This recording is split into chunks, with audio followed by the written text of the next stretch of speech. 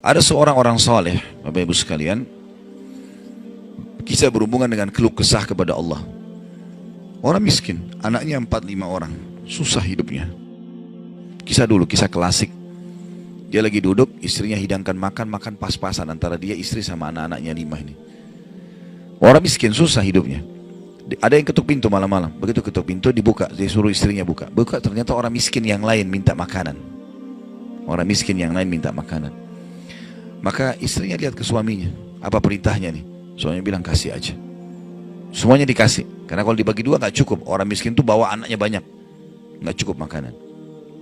Lalu kemudian istrinya sama suaminya, suami istri orang beriman kepada Allah, tahu, ya sudah sabar. Tapi subhanallah, beberapa saat kemudian, kalau kita beberapa jam kemudian lah, menjelang malam hari, lebih gelap ya, sudah mulai masuk pertengahan malam, jam 12 malam, mereka kelaparan semua. Istrinya bilang, anak-anaknya nangis, saya lapar. Kamu juga lapar, anak-anak lapar, bagaimana?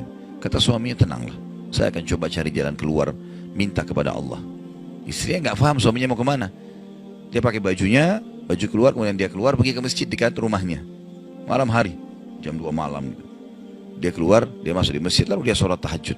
Dan ini sifat orang beriman. Berkeluh kesah sama Allah itu jangan cuma hal yang besar, dari hal yang kecil. Manja sama Allah itu baik.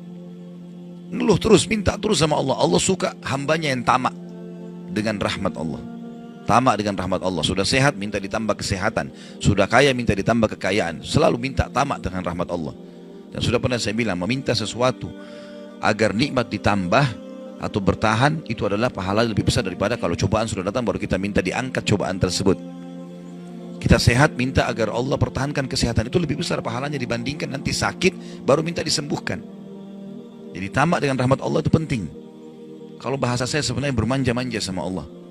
Selalu ya Allah bantu, ya Allah tolong, ya Allah mudahkan, ya Allah terus hidupnya. Kalimatnya selalu begitu. Orang ini masuk ke dalam masjid, dia sholat malam lalu dia minta sama Allah, doanya begitu. Ya Allah, engkau tahu aku kelaparan dengan istriku dan anakku malam ini, maka berilah kami makan. Minta makan sama Allah. Ya. Maka yang terjadi dalam kisah ini dikatakan ada seorang raja, pemimpin wilayah itu, sudah 1 minggu mau taubat. Sudah seminggu mau taubat. Dia tidak tahu harus kemana. Pada malam itu, di mana orang soleh yang miskin ini sedang ibadah, minta tolong kepada Allah dikasih makan. Raja ini gelisah, dia keluar lalu dia bawa 1 kantong uang emasnya. Dia bawa juga sekantong makanan yang terbaik yang dia punya di istananya. Kemudian dia bilang, ya Allah sebagai bentuk taubatku kepadamu, saya akan berikan ini kepada hambamu yang engkau tunjuk. Ya. Lalu kemudian sebagai bentuk juga, saya tidak memilih kecuali engkau yang memilih Allah, saya tidak akan pegang tali kekangan kuda ini, saya biarkan dia jalan kemana. Akhirnya orang raja ini naik di atas kudanya, dia bawa itu kemudian jalan kudanya, kudanya mampir di masjid yang ada orang soleh itu. Dia bilang, saya tidak tahu kenapa kuda ini mampir di masjid, lalu saya turun, saya temukan dalam masjid, waktu zaman dulu nggak ada lampu, nggak ada penerangan, cuma dia dengar suara, gelap di masjid. Dia masuk, temukan ada orang ini lagi berkeluh kesah sama Allah, minta ya Allah saya sama istri saya kelaparan sama anak-anak, berilah kami makan. Gitu kan. Maka dia bilang, raja ini pun setelah orang itu berdoa sholat lalu dipanggil, dia bilang, saya seorang raja di sini, saya raja di sini, saya sadar bertobat kepada Allah dan saya dengar doamu, tadi kau minta makanan, maka ini saya kasih, ini harta saya yang saya niat sedekahkan dengan makanan, ambillah. Dan kalau kau punya masalah lagi, datang ke istana saya, kapan saja. Kira-kira saya mau tanya, Bapak Ibu sekalian, kita jujur menjawab. Kalau seandainya kita di posisi orang ini, kita sudah dapat solusi. Kalau kita sekarang mungkin ada orang kasih kartu nama, nih ya, butuh apa saja telepon saya. Misal presiden, tidak usah presiden, terlalu tinggi lah. Misal seseorang kita temui orang kaya, ada masalah apa saya telepon ke saya akan bantu. Saya yakin umumnya orang meninggalkan Allah pada saat itu. Sudah selesai, dia pikir orang ini sudah bantu, sudah selesai. Tiap hari telepon orang itu, telepon dikasih bantuan. Perhatikan orang soleh ini apa yang dia bilang. Waktu raja itu bilang, kalau ada keperluan apapun datang ke istana saya. Dia bilang, saya demi Allah tidak akan datang kepada anda kalau saya punya masalah. Tapi saya akan datang kepada Allah, Tuhan saya dan Tuhan anda yang telah mengutus anda datang kepada saya malam ini membawa makanan. Justru kalau ada sudah solusi dari Allah, makin dekat sama Allah. Jangan sudah dikasih lupa ini. Ini poin penting bagaimana kita jaga berkeluh kesah kepada Allah. Jadi jangan berpikir Bapak Ibu sekalian, masa sih saya bisa sembuh hanya karena saya sujud? Masa sih saya bisa mendapatkan keturunan hanya karena saya sujud? Ini kesalahan ini. Justru harus kita fahami kalau itu bisa. Dan Allah punya cara. Setiap jawaban Allah kalau datang itu sesuai dengan sistem atau sunnatullah yang telah Allah ciptakan di alam kita ini. Misal saya berkeluh kesah, ya Allah sendal saya putus, gantikanlah. Sahabat begitu ya. Para sahabat Nabi itu kalau sendalnya putus, ya Allah sendal saya putus, gantikanlah. Allah nggak lemparin sendal dari langit, nggak mungkin. Tapi apa yang terjadi? Allah gerakkan sesuai dengan sistem yang ada. Allah buat ada orang lain melihat kita kesian dikasih sendal, atau dia dapat duit dia bisa beli sendal. Jawabannya Allah begitu, dalam bentuk sinyal datangnya. Jadi harus peka menangkap itu. Kemudian selanjutnya, tentu juga yang ini tadi contoh kisah orang yang berkeluh kesah kalau berhubungan dengan cobaan dari Allah ya. Dia tidak keluh kesah kecuali kepada Allah. Sekarang kita masuk ke contoh kalau cobaan dari manusia. Tadi saya bilang orang digunjing, orang dihina, orang difitnah segala macam. Dia tidak balas kebodohan dengan kebodohan. Jangan pelanggaran dengan pelanggaran. Pasangannya selingkuh, dia juga selingkuh. Dua-dua dosa. Dua-dua dihukum sama Allah. Tidak ada urusan sama kita itu. Tidak ada urusan sama kita. Ya.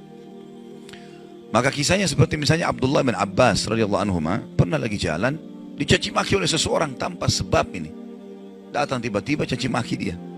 Ibnu Abbas dengarin saja apa yang disampaikan orang itu. Sudah selesai kata Ibnu Abbas, sudah selesai.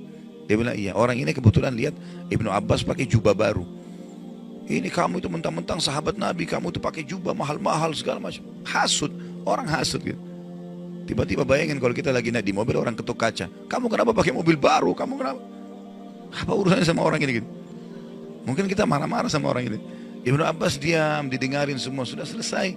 Karena tidak mungkin tergerak orang ini mengucapkan sesuatu kecuali memang ada sebabnya. Ya biarin, sudah selesai kamu sudah. Baik, dibuka jubahnya, ini ambil hadiah buat kamu. Sampai orang itu malu. Sudah caci maki dikasih hadiah lagi. Dan yang dia sorotin ini adalah jubahnya Ibnu Abbas. Sampai akhirnya menjadi muridnya Ibnu Abbas.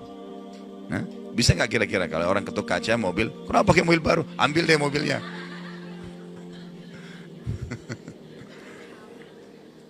Baik, kisah yang lain, Ali bin Husain radhiyallahu anhu. Ini cucu Nabi SAW, anaknya Husain. Ya, radhiyallahu anhu ajma'in. Terkenal dengan Zainal Abidin, masyhur dengan kesalihannya. Dia pernah jalan dicaci maki oleh orang. Tanpa sebab ini. Mentang-mentang kau turunan Nabi, mentang-mentang kau begini, mentang-mentang kau begini, caci maki. Dia diam saja. Dia nggak bicara banyak. Didengarin. Orang-orang sekitarnya sudah marah nih.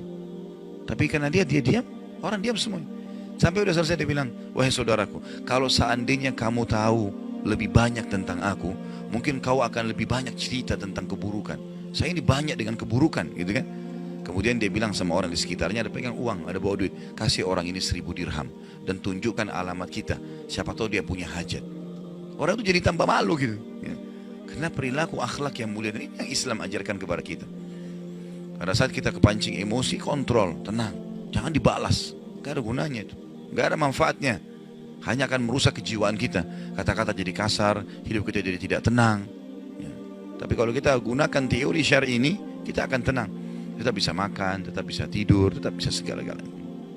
Baik, kita berdoa kepada Allah SWT, semoga majelis kita diberkahi olehnya dan dijadikan sebagai tambahan amal kita pada hari kiamat.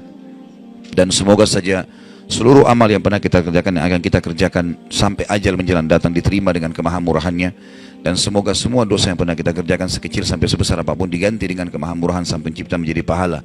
Dan kita mendoakan Indonesia untuk selalu makmur, damai, tentram, dan seluruh muslimin bersatu di bawah bendera tauhid la ilaha illallah Muhammad Rasulullah, kembali dalam segala ibadah mereka kepada Al-Quran dan Sunnah. Dan semoga Allah juga memberikan pemimpin-pemimpin yang muslim, yang adil, kembali kepada Al-Quran dan Sunnah. Dan juga semoga Indonesia menjadi contoh bagi negara-negara yang lain. Dan kita selalu mendoakan saudara kita di Palestina, di Syria, di Yaman, di Irak, di Myanmar, di Ahsa, dimanapun mereka berada yang sudah tertindas. Semoga Allah ikhlaskan niat mereka, terima para syuhada mereka, mulakan Islam di tangan mereka dan tangan kita semua. Dan semoga Allah partisipasikan kita bersama mereka di pahala, baik dengan doa, dengan harta, dan juga dengan jiwa kita. Dan semoga Allah dengan kemahamurahannya menyatukan kita semua di surga firdausnya tanpa hisab, sebagaimana yang kita di majelis ilmu yang mulia ini. Allahu alam, ini mungkin yang kita sampaikan, mudah-mudahan bermanfaat. Subhanakallahumma bihamdika, asyhadu an la ilaha illa anta, astaghfiruka wa atubu ilaik. Wassalamualaikum warahmatullahi wabarakatuh.